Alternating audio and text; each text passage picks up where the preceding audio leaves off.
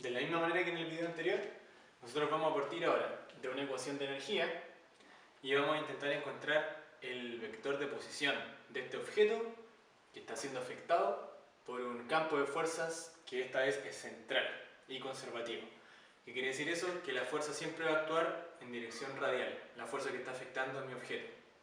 Entonces, ¿por qué es importante esto? Porque es muy útil que solamente a partir de, fíjense, la ecuación de energía, que lo único que necesitamos es la función de energía potencial, que a partir de solamente tener la energía potencial y la energía total del sistema, nosotros podamos encontrar el vector de posición, o sea, cómo se va a mover el objeto, dónde va a estar y en qué tiempo va a estar ese objeto en cualquier momento que yo quiera.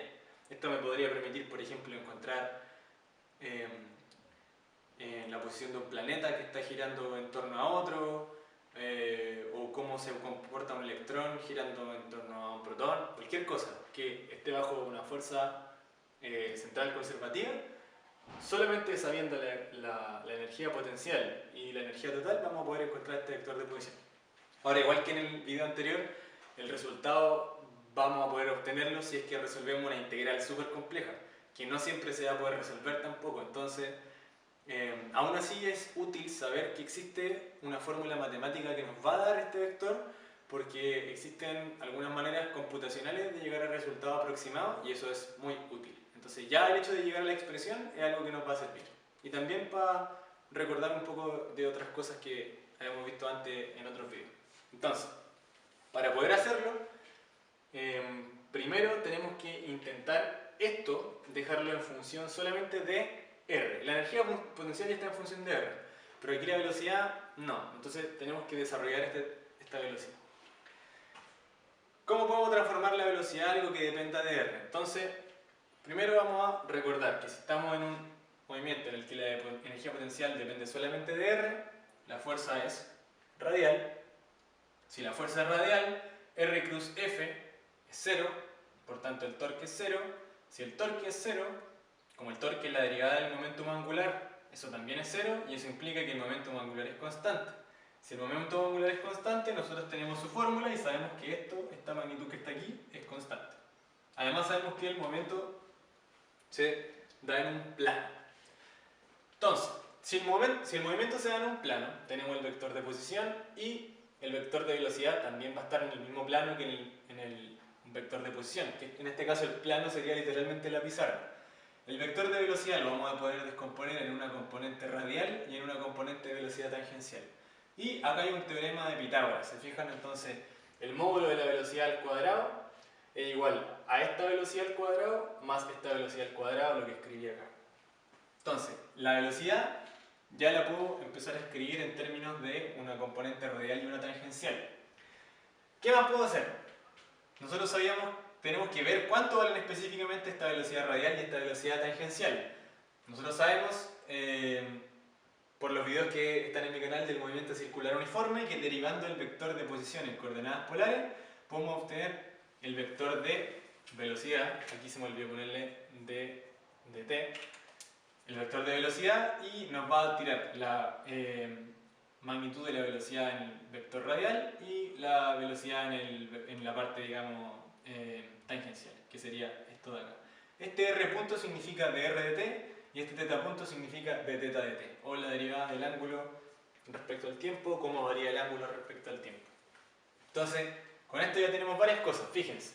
Esa velocidad nosotros la podemos escribir así, por este teorema de Pitágoras que aparece en el plano, y Br lo podemos escribir como la derivada de r de t, ahí está, de r de t, y eso está al cuadrado. Y B tangencial al cuadrado lo podemos escribir, fíjense, B tangencial es r, θ punto, entonces sería al cuadrado, r al cuadrado, θ punto al cuadrado, ¿cierto? θ punto es lo mismo que de θ de t. Y de esta manera ya podemos escribir la velocidad de una manera más trabajable. Ya tenemos visualmente un r y un θ. Así que reemplazamos eso aquí, fíjense, ahí está el Br Bθ al cuadrado, y reemplazamos nuevamente esto aquí y esto acá. Fíjense que esto es movimiento circular uniforme, que son videos que ya están en el canal, y todo este análisis que estamos haciendo acá es el análisis que hicimos en los videos de conservación de momentum angular. Así que si lo hice muy rápido, les recomiendo que vean los videos para recordar. tenemos esto acá, seguimos, entonces, esta parte es importante, fíjense que este ya lo tenemos en función de r más o menos, acá tenemos una r y también tenemos una r, pero aquí tenemos un θ, un ángulo, y eso queremos no tenerlo, tenemos que tratar de transformarlo en algo que tenga que ver con r. Así que volvemos a nuestra parte de momentum angular, y aquí lo vamos a ocupar. Fíjense que esta formulita de aquí me permite escribir θ punto como en función de r, pero acá sale al cuadrado y el r al cuadrado, entonces para que me aparezca algo que yo pueda transformar aquí, vamos a elevar esto al cuadrado. Me quedaría L al cuadrado es igual m al cuadrado, r a la cuarta, θ punto al cuadrado, y con esta expresión, si yo agarro el m y lo paso para acá, y dos de esos r se los paso hacia aquí, me queda exactamente lo que está acá. ¿Se fijan? R al cuadrado, θ punto al cuadrado, θ punto al cuadrado. Así que reemplazo esto en mi función y me queda esto de aquí. Esta m se va con esta m y me queda ahí 2mr al cuadrado, el l al cuadrado arriba, me queda esto que depende de r de t al cuadrado y esto que depende de r. Entonces, si se dan cuenta, ahora todos los términos solamente dependen de r, que era justamente lo que yo quería. Y esto, simplemente como una función que depende de r, pero ya así como directa, porque acá está en una derivada, pero acá ya depende directamente de r. Esta es una energía potencial que ustedes le tienen que dar al inicio del problema para poder resolverlo. Podemos escribir todo esto como energía potencial efectiva. Una función de energía potencial que depende de r. ¿Ya? ¿Y por qué hacemos eso? Porque nosotros ya tenemos una fórmula que nos permite encontrar los vectores de posición cuando tenemos algo de esta manera, que fue lo que encontramos en el video anterior.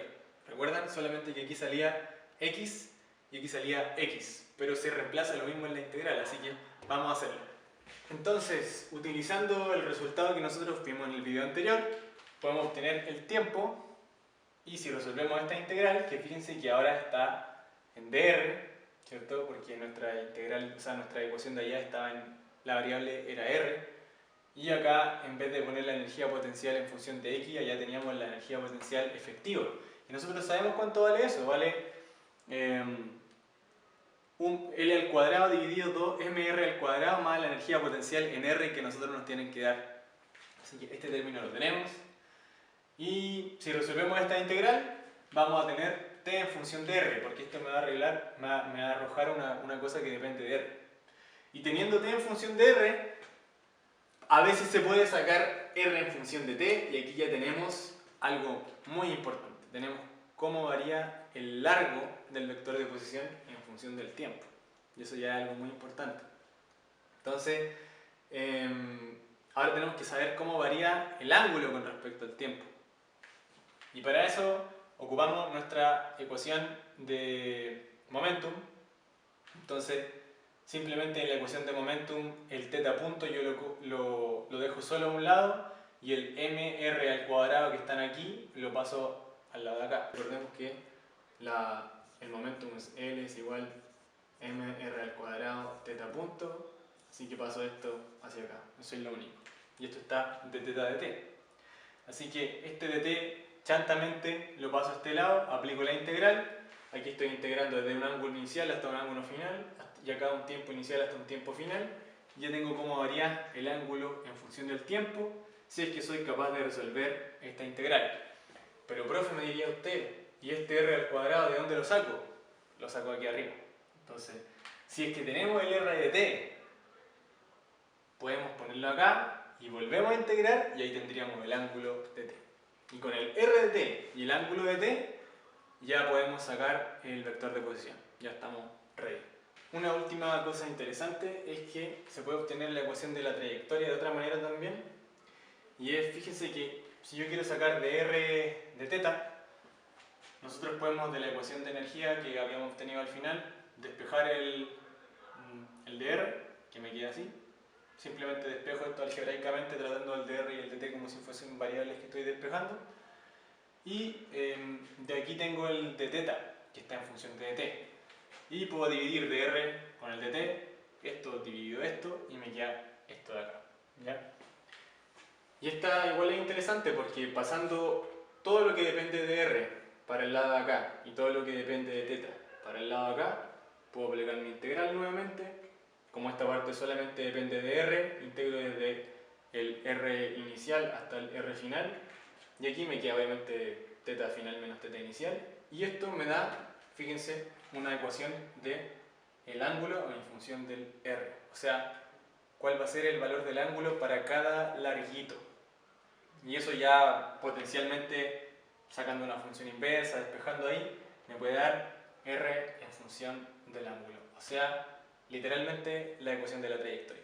Así que estas integrales no siempre son fáciles de resolver, pero igual son curiosidades que son buenos saber que existen, que hay métodos para resolver estas integrales cuando las funciones de energía potencial son medias complicadas.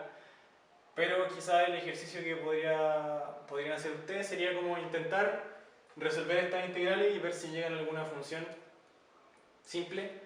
Obviamente en energías potenciales también simples. Pueden intentar gm partido r al cuadrado por el signo menos, que es la energía potencial del campo gravitatorio, o el potencial eléctrico también podrían intentarlo. Y eso.